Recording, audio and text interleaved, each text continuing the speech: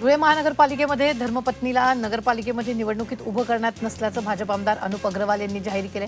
पक्षातील कार्यकर्त्यांना संधी दिली जाईल असं त्यांनी स्पष्ट केले। राज्यात घराणेशाहीचा मुद्दा तापला असताना त्यांनी हा निर्णय घेतला। ठाण्याच्या वाकोला पोलिसांनी एक जर्मन नागरिकाची हरवलेली बॅग परत मिळवून दिली आहे। जर्मन नागरिक इबेर्नो कॅपमध्ये व्हिसा पासपोर्ट बॅग उबरच्या कॅबमध्ये व्हिसा पासपोर्ट बॅग विसरून गेलेला होता। दरम्यान या उबरच्या ड्रायव्हरनं पोलिसात तक्रार दाखल केली। पोलिसांनी तात्काळ गाडीच्या नंबरवरून शोध घेत जर्मन नागरिक उबरच्या ड्रायव्हरनं हरवलेली बॅग परत केली। यावेळी त्यांनी पोलिसांचे आभार मानले।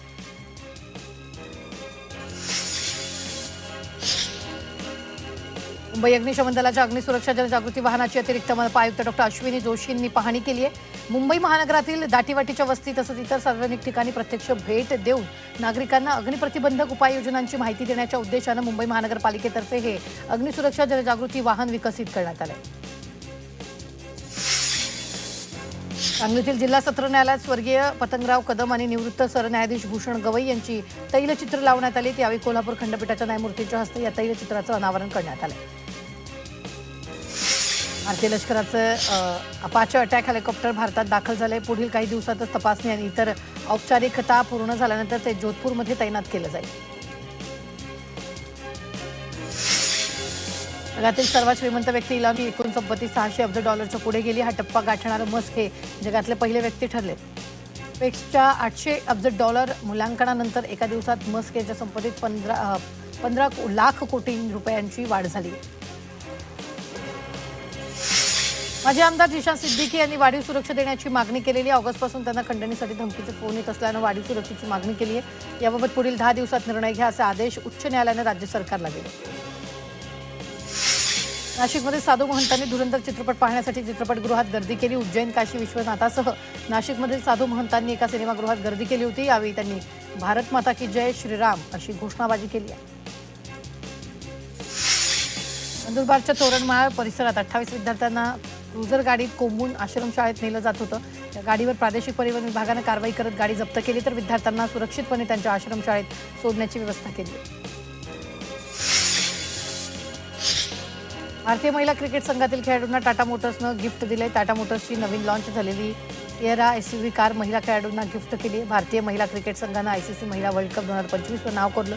या ऐतिहासिक कामगिरीमुळे मुंबईत सर्व महिला खेळाडूंचा विशेष सन्मान करून त्यांना कार गिफ्ट करण्यात आली।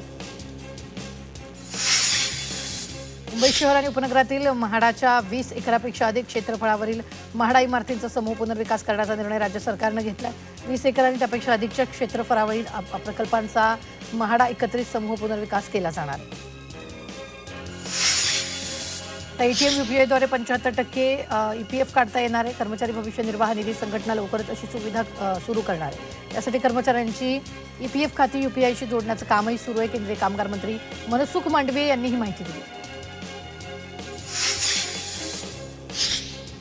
नंदुरबार जिल्ह्यातील 1,65,000 लाभार्थ्यांना अजूनही घरकुल योजना मिळालेली नाहीये। जिल्ह्यात एकीकडे मोठ्या प्रमाणावर घरकुल दिले जात आहे तर दुसरीकडे अनेक कुटुंब योजनेपासून वंचित आहेत। लाभार्थ्यांना लवकर घरकुल मिळावं यासाठी सर्वेक्षण केलं जाणार आहे।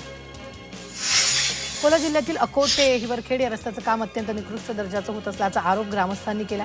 याबाबत ग्रामस्थांनी थेट रस्त्यावर जाऊन सुरू असलेल्या कामातील त्रुटींचा पाढा वाचला। यावेळी संबंधित कंपनीच्या प्रतिनिधींना घटनास्थळी बोलावून नागरिकांनी चांगलंच धारेवर धरलं। भंडाऱ्यात वाळूघाट बंद असतानाही जिल्ह्यात सिमेंट रस्त्याचं बांधकाम सुरू आहे। त्यामुळे रस्त्यावर वाळू कुठून येते असा प्रश्न निर्माण झाला। यावरून शासकीय रस्ते बांधकाम करायला कंत्राटदार बिनधास्त वाळू चोरी करून रस्त्याचं बांधकाम करत असल्याचं दिसून येते। यावेळी अधिकाऱ्यांना विचारलं असता त्यांनी कुठल्याही कामाची कबुली दिली नाही। पिंपरी चिंचवड महापालिकेच्या पाणीपुरवठा विभागाकडून सांगवीत गेल्या काही दिवसांपासून अनियमित पाणीपुरवठा होतोय। त्यामुळे नागरिकांना नाहक त्रास सहन करावा लागतोय। नवी सांगवीतच ही परिस्थिती का असा सवाल देखील स्थानिक नागरिक करत आहेत। कोल्हापूरच्या हद्दवाढीसाठी महापालिकेसमोर शंखनाद आंदोलन करण्यात आलं। कोल्हापूर महापालिकेच्या निवडणुकीपूर्वी शहराची हद्दवाढ होण्याची अपेक्षा होती, मात्र हद्दवाढ न होता निवडणूक लागल्यानं आंदोलन करण्यात आलं।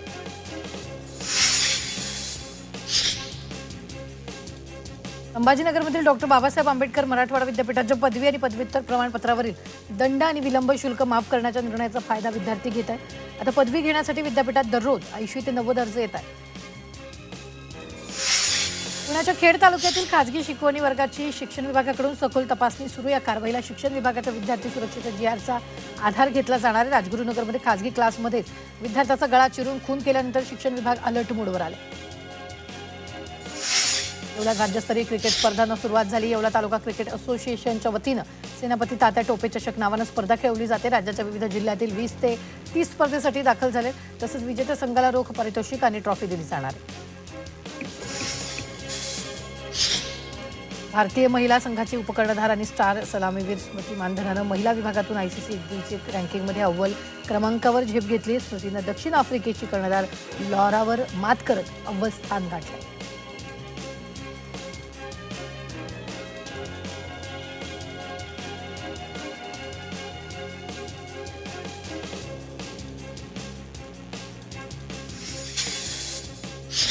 धुळे शहरासह परिसरामध्ये शीतलहरीचा प्रकोप कायम आहे. धुळे शहरात तापमानाचा पारा 5.5 अंश सेल्सिअसवर नोंदवला गेलाय.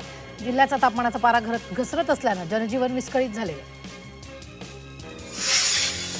नाशिकच्या ग्रामीण भागात थंडी वाढली. निफाडमध्ये पारा 8 अंशावर घसरलाय. थंडीपासून बचाव होण्यासाठी नागरिक शेकोटीचा आधार घेताना दिसत आहेत. तसंच सकाळी पडत असलेल्या धुक्यांमुळे पिकांवरही याचा परिणाम होताना दिसतो आहे. न्यायालयानं गठीत केलेल्या 5 सदस्यीय समितीनं 6 ते 13 डिसेंबर दरम्यान मुंबई आणि नवी मुंबईतील 36 ठिकाणांना भेट देऊन प्रदूषणाची पाहणी केली आहे. समितीनं हा अहवाल न्यायालयासमोर सादर केला आणि त्यानंतर न्यायालयानं याबाबत उपाययोजना सुचवण्याचे आदेश दिले.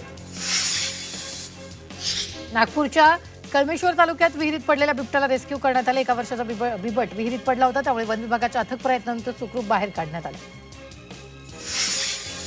पुणे आंतरराष्ट्रीय विमानतळ परिसरात पुन्हा वन्यजीवांचा शिरकाव होऊ नये यासाठी सर्व बोगदे जाळी बंद करण्याचा निर्णय घेण्यात आला. काही दिवसांपूर्वी विमानतळावर पकडण्यात आलेल्या नर बिबट्याच्या घटनेनंतर हवाई दल आणि वन विभागानं सुरक्षा उपाय कडक केले. बोगद्यांच्या प्रवेश आणि निर्गमन ठिकाणी लोखंडी जाळी बसवली जाणार आहे. मोकाट कुत्र्यांचं निर्बीजीकरण करण्यासाठी बीड नगर परिषदेनं पुढाकार घेतलाय. मोकाट कुत्र्याची संख्या वाढल्यामुळे नागरिकांमध्ये भीतीचं वातावरण आहे. त्यामुळे कुत्र्याचा बंदोबस्त करण्याची मागणी होते. अहिल्यानगरच्या प्रोफेसर कॉलनी चौकात छत्रपती संभाजी महाराजांचा पूर्णाकृती पुतळा बसवण्यात आला. आमदार संग्राम जगताप यांच्या हस्ते पुतळ्याचं अनावरण करण्यात आलं. यावेळी नगरचे पालकमंत्री राधाकृष्ण पाटील यांनी संभाजी महाराजांच्या पुतळ्याला अभिवादन केलं.